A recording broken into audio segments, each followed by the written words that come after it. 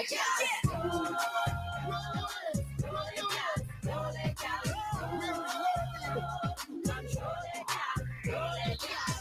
to school, girl, and get your degree. Nurture and take care of your picnic. Girl, you work hard to make your money. Roll it, girl. If you know you're smart and you're sexy, never let them abuse your body. Show it off, girl, and let the world see. Roll it, girl. 9 WEFM. Activated Mornings on WEFM 99.9 is on now.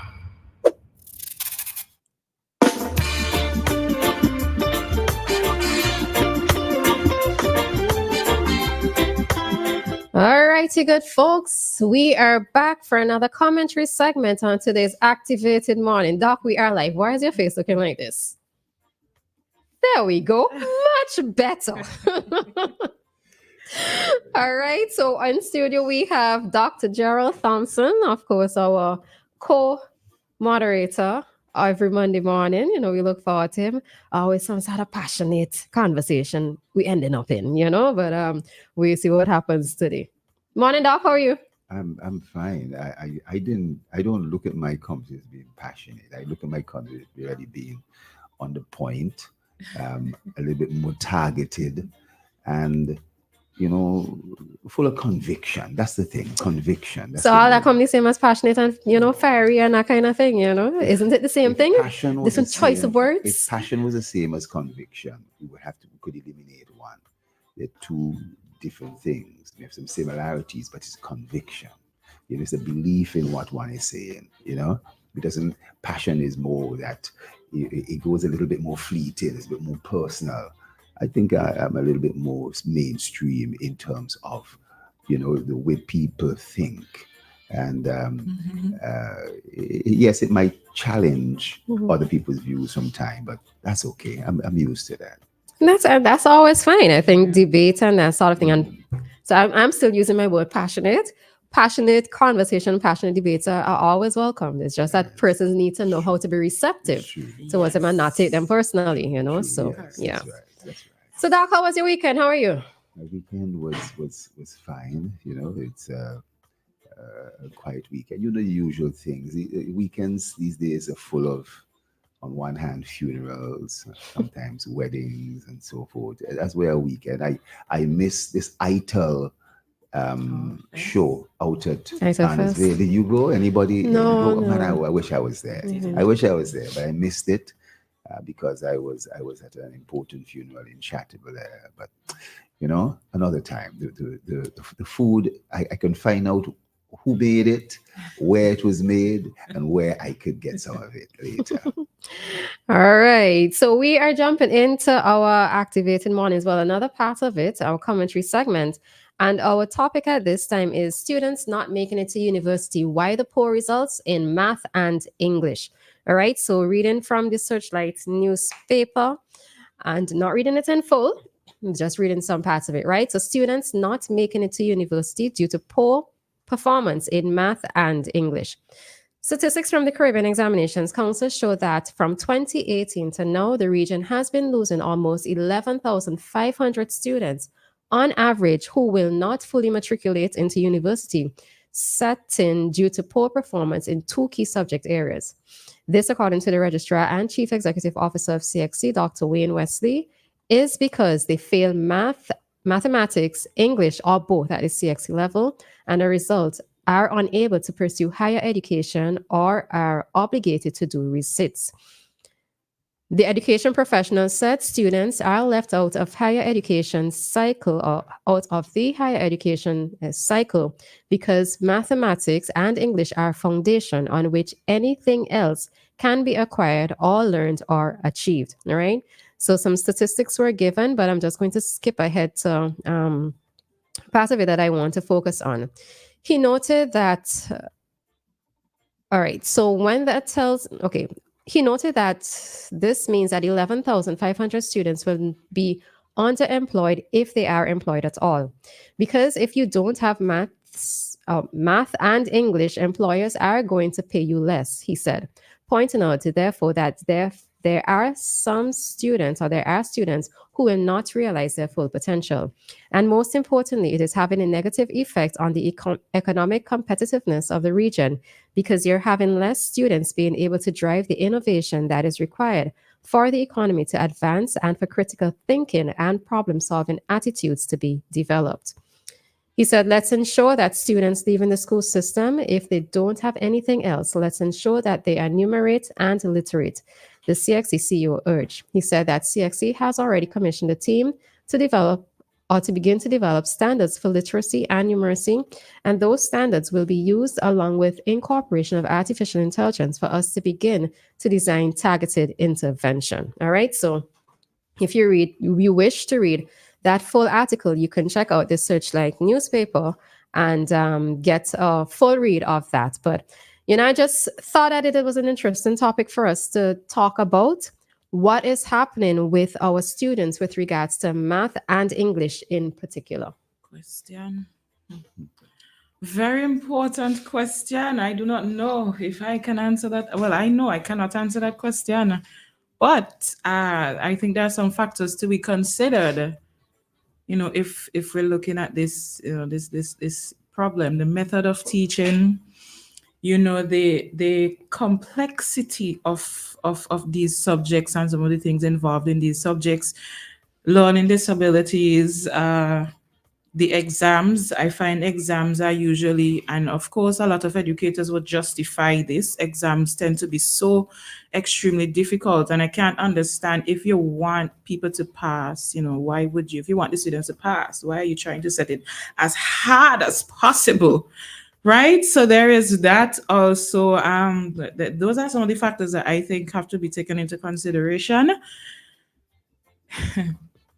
It's interesting to me that we supposedly becoming brighter and brighter, more educated, a lot of opportunities to study and gain a lot of degrees that, probably weren't there before.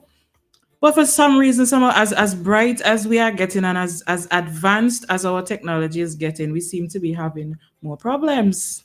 Some of the things just seem to not be getting solved, or they seem to be getting worse when we are trying to solve them. And I just have to ask, what is the reason for this? So that's my take on it. Doc, what are your thoughts? Well, you asked the question, the way you phrased it seemed as if it is something new. And I think we can go back decades in terms of the performance at CXC, or even Common Entrance, or whatever the case might be. Maths and English seemingly have always been low. Matter of fact, I remember a few years ago, I was reviewing in UK, they said that in the UK, math scores had dropped 13%, the lowest, for decades. And this is the positive thing. They were able to do a few things, make some adjustments, and in the UK, it's now grown. It seems that Asia is the area of the world that seems to have high performance. If you go, on the other hand, to all the Caribbean islands, you're seeing this similar sort of pattern.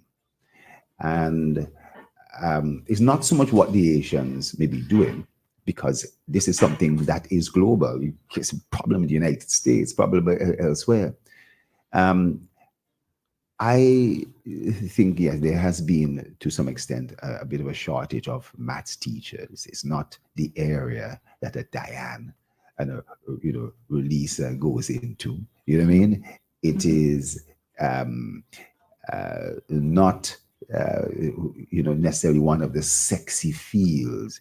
Maths is an essential ingredient, but people don't nearly go maths as an end career as such. So we really got to do something. Certainly, English is critical, and the person that writer is right. To get into the government service, you need a minimum of 5 subjects, of which there must be maths and English. There's a way around maths. Sometimes if you do computer science and so forth, you get in through that particular means as a substitute. But really, you have the maths and English. And you really must have these if that person is able to understand the structure and move on and learn. So it is a big loss. And a lot has to be done in relation to this. It's going to come down to how we acquire, train more maths teachers, how we promote English, and how we promote reading and all these other things to see how that improves. I think I don't know. As Doc correctly said, it has been a challenge over the years, and it isn't something that has just started. But as Dianna pointed out, with the advance in technology, with the advance in with teaching aids, why is it still a challenge up to this point in time, right? Is it a case where we generally put up a mindset? Let's say for me with maths, right? I was quite happy with my 3 for maths because I said I did not have to do it again, right? But the thing of it is that why is it that, not to say mommy that I was working towards the 3, but the thing of it is that why is it that for me that it always seemed as if there was a challenge with it, right? What you tend to find is that students are either stronger in one or the other. So I was always stronger in English as opposed to math, right? Hated maths.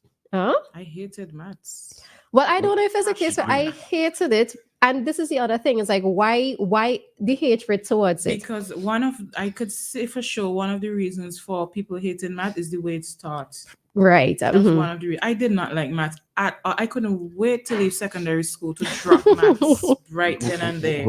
But years later, as a teacher, I went to a workshop, and the person who facilitated the math workshop, Mrs. Ross Franklin, who is I think the math coordinator in the Ministry of Education, she coordinated that workshop so well that by the time I was so surprised. I left the workshop and I loved maths. I did fell in love with maths. I had never done Sudoku in my life. Well, let me tell you. But no, but so one of those things that you're talking about in terms of doing Sudoku, this is one of the challenges that I have with, and I'm going to say with this current, no, I don't want to say the generation, with people on a whole, right? The whole thing of critical thinking seems to be completely out of the window. That's a big issue. And one of the reasons for it is that people don't want to take the time to either think or to figure things out. How many of our students or how many of our children today grew up doing things like puzzles? You spoke about Sudoku, right? Sudoku is one of those things that you have to take time. It is going to take time. It is going to take patience. One of the things that I recognize is that our children these days have a short attention span. You kind of call it the TikTok brain, in that if you can't receive information within 30 seconds, you do not have an interest in it, right? If something is going to be past 3 minutes, persons do not want to sit down and listen to it because of the fact that our brains, our persons are now wired, especially the younger generation, their brains are now wired to just receive information in these short time spans. So I can totally understand why sitting down and doing a math problem or getting a topic for English that says critically analyze or discuss whatever is going to quote unquote take some effort out of them because their brains are no longer trained to do such things. Well, listen, I remember when we were doing the laptop project, I went off to England to secure all the arrangements and so forth. And they gave me a study that was done throughout Europe, a number of countries, that over a 5-year period, they had looked at how IT was used to improve a range of subjects. And there were subjects in which they said IT did not have any significant impact. However, there was subject in which IT had significant impact. Maths was one of those. It did not have a significant impact. And maybe it comes down to what you're saying. But in terms of that hate, initial hate, how do you produce love earlier on? And in terms of those individuals who develop the confidence that they could do this and not influenced by a friend. Boy, I hate maths too. Well, a friend hate maths, so I must hate it too because they're my friend. There's that influence that comes in. But I still believe in terms of methodologies. And the methodologies won't work across the board, whether it's Sudoku, whether this or whatever case might be. I think that there are certain things that will help. But the important thing is that way back when, a lot of people didn't have access to education at all. Now, a lot of people have access to education. And that education, before there were some people who were able to be pushed to go away and study or go to the best institutions. And so now everybody is there. These institutions have been raised, the quality has been raised, all that sort of stuff. But there's still going to be a percentage of persons who fall behind. If you're able to get 100% passes in maths, 100% pass in English is fine. But maybe it is that the percentage you're getting is actually a good thing. Yes, not the low percentage, but the amount of people who are passing are still individuals who are going to be able to go on and do other things. What we do need, and that might be misconstrued in terms of because I'm wondering what you're saying about the majority of persons who aren't. Right. The majority of persons who aren't should still be able to get along. In other words, I remember the time when we focused on literacy and numeracy. The amount of people in this country who couldn't read or write. So they couldn't do maths either. They could handle some money and know what a 25 cents or what a dollar is and get the change back. But more people now are more than skillful at higher levels of numeracy and higher levels of literacy than there were 20 years ago. Because I remember 20 years ago when we introduced the adult literacy program, and the amount of people who I was shocked to know could not read and write, but they were there talking to me as if they were street smart, but they couldn't read and write. But I am saying that I think the entry into school and being introduced, being immersed in it, some are going to excel and be able to go on to higher height. Others will barely get through, and that may be the target for now, as opposed to not having anything at all. So Dianna, you said you passed and you couldn't wait to drop it. A lot of people are like that. You know what I mean? They couldn't wait to drop it because they hated it or they were induced to hate it. But I'm saying at least you reached a stage that you could function. Functional math, functional English on the other hand. I think that's the important, as opposed to being illiterate and having nothing at all.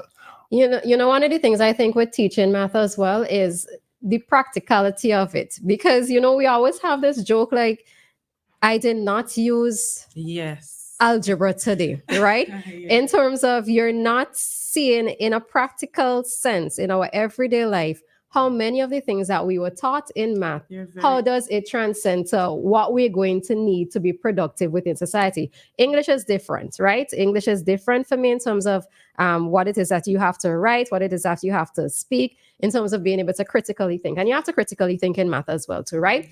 But I think one of the challenges in teaching math as well is that we don't see that transference of knowledge into regular adult life. Real life. That's one of the biggest issues in teaching. One of the big issues.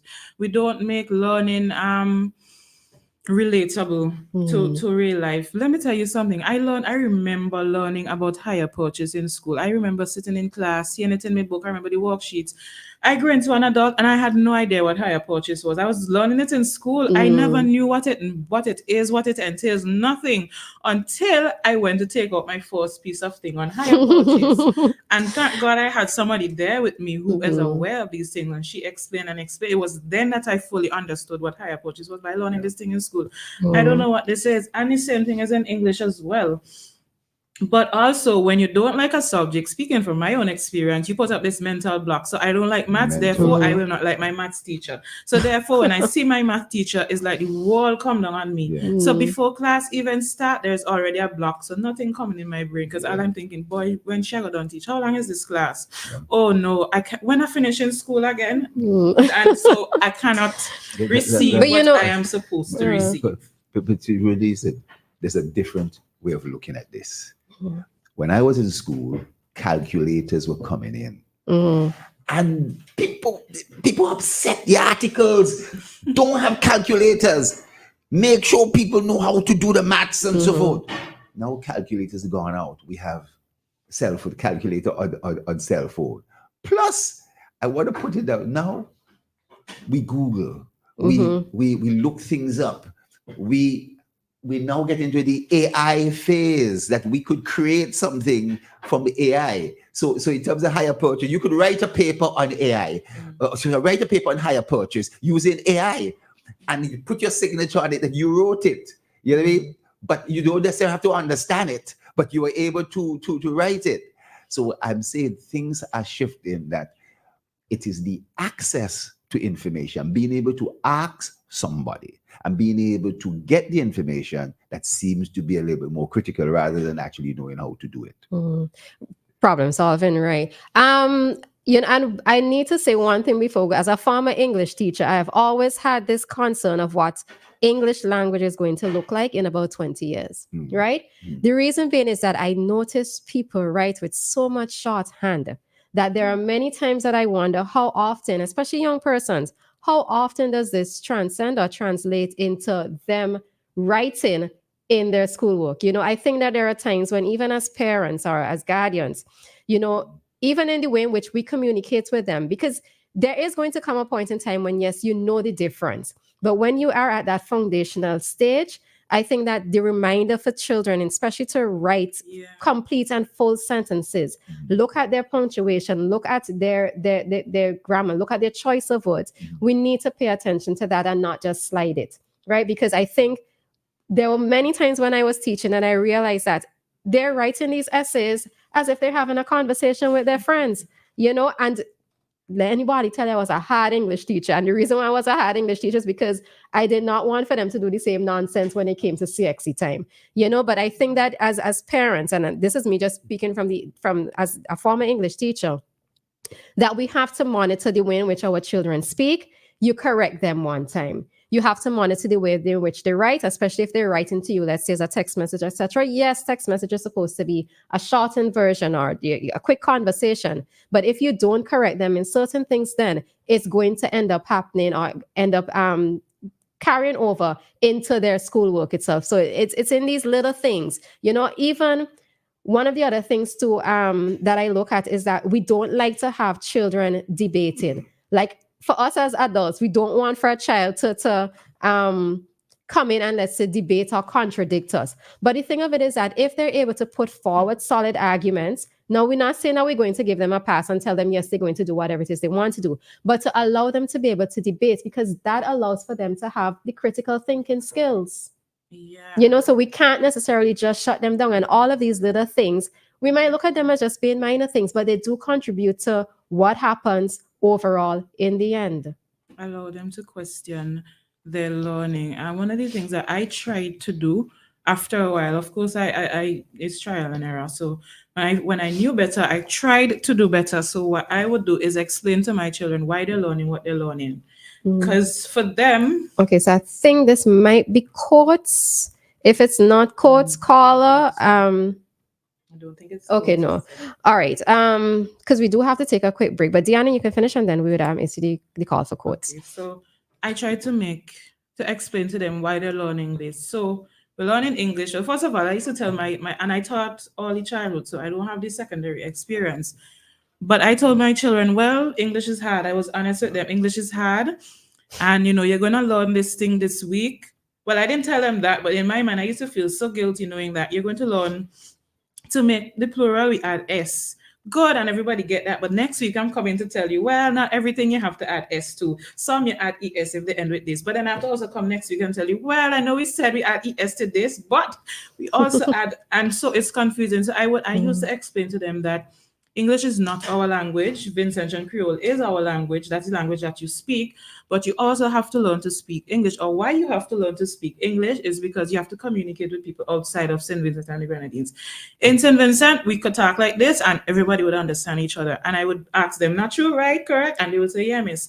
Right. Now, when you speak to a Grenadian, you speak to an American, if you speak Vinci Creole, do they understand you? No. Okay, then. So that is why we have to learn English. And a lot of the problems there in secondary school, they start in primary school because, that's the foundation. So a lot of work needs to be done there. Yeah. All right. So we're going to have to take a quick break at this time as it is time for our Courts desk. So to the representative from Courts, you can call us at this time.